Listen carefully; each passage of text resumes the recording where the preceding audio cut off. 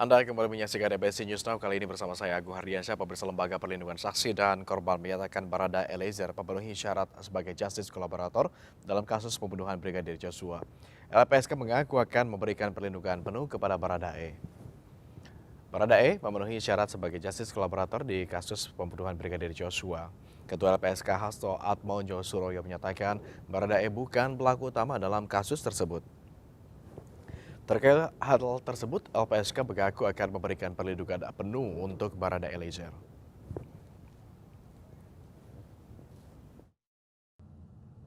Mulai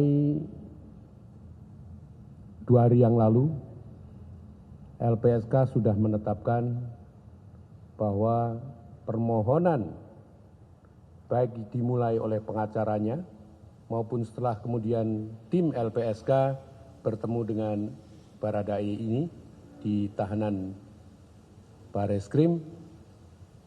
Kemudian kami berkeyakinan bahwa yang bersangkutan memang berdasarkan penyataannya bersedia untuk menjadi justice kolaborator. Dan pada saat itu juga kemudian kami lakukan assessment, di samping kita bandingkan juga dengan assessment sebelumnya yang sudah kita lakukan. Kemudian kami sampai pada keyakinan bahwa Barada E memang memenuhi syarat sebagai seorang justice kolaborator. Dan untuk mengetahui informasi terbaru dari LPSK pasca penetapan perlindungan pada Barada E dan penolakan perlindungan pada istri Verdi Sambo, sudah bergabung bersama kami Kevin Pakan langsung dari LPSK. Kevin, apa informasi terbaru dari LPSK? Kevin? Ya, selamat sore Agung dan juga pemirsa. Setidaknya ada 2 poin utama yang disampaikan langsung oleh LPSK dalam press conference yang disampaikan pada siang hari tadi. Di mana yang pertama adalah terkait dengan status dari Barada E yang telah memenuhi syarat sebagai justice kolaborator, dan yang kedua terkait dengan penolakan perlindungan yang diajukan oleh istri Verdi Sambo yaitu Putri Chandrawati kepada LPSK. Di mana hal ini disampaikan langsung oleh Ketua LPSK, Hasto Atmojo, menyatakan bahwa Barada E ini telah memenuhi syarat untuk menjadi justice kolaborator pada saat ini. Di mana setidaknya ada 3 alasan yang disampaikan langsung oleh Hasto Atmojo selaku Ketua LPSK. Di mana yang pertama adalah Hasto menyebut bahwa Barada E bukanlah pelaku utama, namun perannya dalam pembunuhan terhadap almarhum Brigadir J ini merupakan peran minor. Karena sejatinya adalah Barada E telah disuruh atau diperintahkan oleh atasannya yakni tersangka Irjen Verdi Sambo. Kemudian alasan yang kedua adalah Hasto menyebut bahwa Barada E saat ini bersedia untuk bisa memberikan informasi kepada penegak hukum tentang berbagai fakta dan juga kejadian di mana dirinya terlibat sebagai pelaku dari tindak pidana. Kemudian Agung, alasan yang ketiga bahwa saat ini Barada E bersedia untuk bisa mengungkap kasus ini secara jelas, dan juga bahkan Barada E bersedia untuk bisa memberitahukan siapa-siapa saja oknum-oknum yang telah terlibat, terutama mereka-mereka yang punya peranan jauh lebih besar dibanding dengan Barada E. Dan memang sampai dengan saat ini pihak dari LPSK menyatakan bahwa status dari Barada E sebagai justice kolaborator merupakan hal yang penting karena saat ini untuk bisa mempercepat dari pengungkapan motif pembunuhan dari Brigadir Joshua. Dan juga tadi kami pihak media sempat bertanya terkait dengan bagaimana status dari keluarga Barada E, apakah saat ini juga mendapatkan perlindungan dari LPSK. Tadi pihak dari LPSK memastikan bahwa untuk kondisi dari keluarga Barada E sampai dengan saat ini masih dalam kondisi yang aman. Maka sampai saat ini pihak dari LPSK belum memberikan perlindungan kepada pihak keluarga dari Barada E. Dan juga terkait poin yang kedua, Agung, terkait bahwa saat ini LPSK menolak adanya permintaan perlindungan yang disampaikan atau diajukan oleh istri Verdi Sambo yakni Putri Chandrawati. Di mana tadi Hasto juga langsung menyampaikan kepada kami awak media bahwa telah memenuhi atau telah menemukan adanya kejanggalan-kejanggalan saat proses dari permohonan ini. Di mana yang pertama adalah seperti diketahui bahwa Putri Chandrawati telah mengajukan permohonan kepada LPSK pada tanggal 14 Juli 2022 lalu, di mana ditandatangani langsung maksud kami oleh Ibu Putri dan juga oleh pengacara atau kuasa hukumnya. Namun pada tanggal 8 Juli dan juga tanggal 9 Juli terdapat dua laporan yang sama, di mana ini pada tanggal 8 dilaporkan oleh Ibu P langsung dan tanggal 9 Juli ini dilaporkan atau berdasarkan dari LP dari laporan Polres Metro Jakarta Selatan. Kalau bisa dilihat Agung, dari tanggal 8 dan tanggal 9 merupakan tanggal yang berbeda. Namun pada suratnya ini tertera adalah nomor yang sama. Kemudian alasan yang kedua bahwa LPSK setidaknya sudah melakukan adanya 2 kali asesmen kepada Ibu Putri, yakni pada tanggal 16 Juli 2022 dan juga pada tanggal 10 Agustus pada saat asesmen psikologis kemarin. Namun pada saat melakukan asesmen, ini pihak dari Ibu Putri kurangnya kooperatif dan juga tidak bisa menyampaikan informasi yang dibutuhkan oleh LPSK. Dan alasan terakhir ditolaknya Ibu Putri untuk bisa mendapatkan perlindungan dari LPSK adalah bahwa saat ini Barreskrim telah mencabut atau memberhentikan adanya laporan terkait dengan dugaan pelecehan seksual yang dibuat di Polres Metro Jakarta Selatan.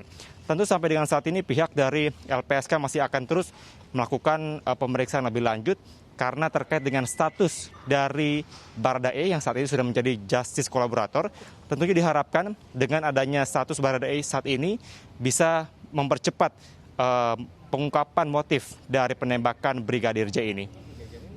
Agung, kembali ke Anda. Baik, Kevin, permohonan perlindungan PC tidak diberikan oleh LPSK kepada Ibu PC begitu, tetapi kepada Baradae diberikan. Apa langkah selanjutnya dari LPSK pasca pemberian perlindungan pada Baradae ini? Apa sudah ada informasi, Kevin? Ya Gus, seperti yang kami informasikan tadi bahwa sampai dengan saat ini nantinya pihak dari LPSK akan langsung melakukan sejumlah rangkaian pemeriksaan terutama kepada Baradae karena saat ini status dari Baradae sudah menjadi justice kolaborator.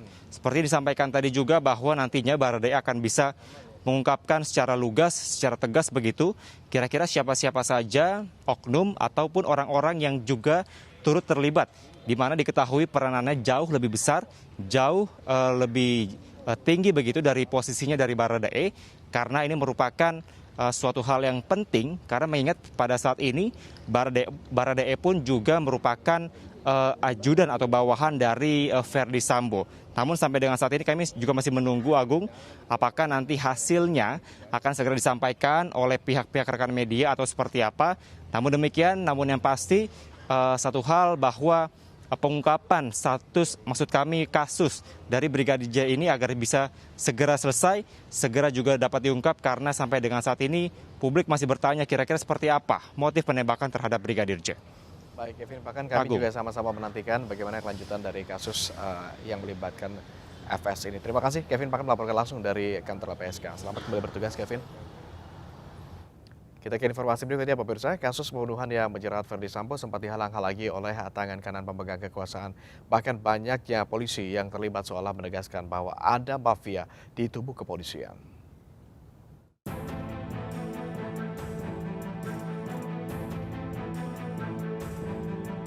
Ibarat cerita bersambung, perkembangan kasus tewasnya Brigadir Nofriansyah Joshua Huta Barat terus bergulir dan dinantikan publik. Hampir setiap harinya selalu ada drama dan update terbaru. Salah satu drama yang menarik ialah keterlibatan banyaknya anggota polisi dalam merekayasa kasus. Barreskrim Polri telah menetapkan mantan Kadif Propam yang juga atasan Brigadir Joshua, Irjen Verdi Sambo, sebagai tersangka bersama 3 tersangka lainnya. Selain itu, Polri memastikan 31 polisi terbukti melakukan pelanggaran kode etik terkait ketidakprofesionalan sehingga menghambat proses olah TKP kasus pembunuhan Brigadir Joshua. Publik pun terhentak dengan kenyataan pahit tersebut.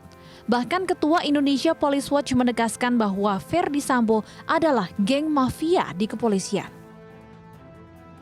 Saya tegas menyebutkan ya, Pak Sambo, Pak FS, dan 31 orang yang diperiksa ini adalah geng, ya. Geng, satu geng mafia yang bekerja biasa melakukan tindakan yang melanggar, menabrak ketentuan hukum dan kode etik mereka sendiri.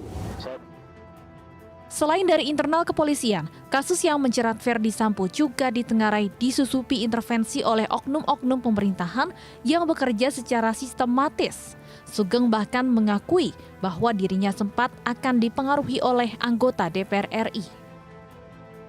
Ada seorang anggota DPR Komisi 3 maksud saya, ya, dari fraksi PAN berusaha menghubungi saya, mempengaruhi saya bahwa terkait dengan Sambo. Pada hari yang sama ada juga Komisi 3 dari fraksi PKS. Ini tidak berusaha mempengaruhi saya, tapi cuma bertanya-tanya saja. Karena sikap saya tegas bahwa itu adalah kejanggalan. Tanggal 15 Juli kalau tidak salah, ya, seorang kombes dari Intelkam juga mempengaruhi saya. Ada saksi di sana. Saya tidak sebutkan siapa ini. Artinya mereka bekerja sistematis.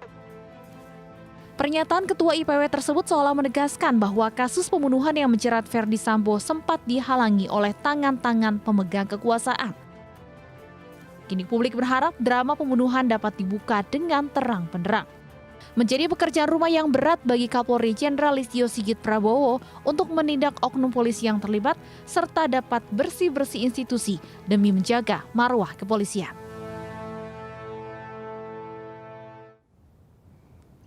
Ya pemirsa, kita ke informasi berikutnya. Namun usai jeda pariwara tetap bersama kami di MNC News Now.